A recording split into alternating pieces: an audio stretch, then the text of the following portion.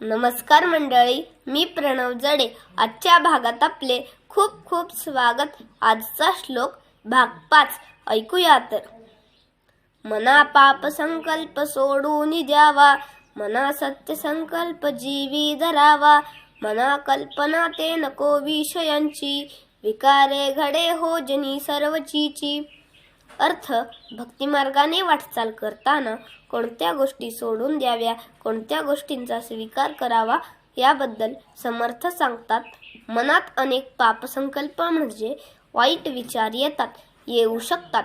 असे अहितकारी विचार पटकन सोडून द्यावे आणि सत्यसंकल्प म्हणजे खऱ्याची कास धरणाऱ्या विचारांचा स्वीकार करावा. तसेच मनात सतत काम, क्रोध, लोभ, मोह, मद, मत्सर अशा विषयांचा विचार येऊ नये, कारण त्यामुळे मन विकारी होऊन हे विकार आपल्या व्यक्तिमत्वातही दिसून येतात व जनमानसात आपली नालस्ती होऊ शकते.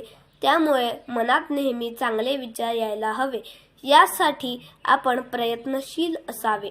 आजचा श्लोक आणि त्याचा अर्थ आपणा सर्वांना नक्की आवडला असेल, समजला असेल अशी आशा करतो. तर माझ्या चॅनलला लाईक, शेअर आणि सबस्क्राईब करायला विसरू नका. धन्यवाद.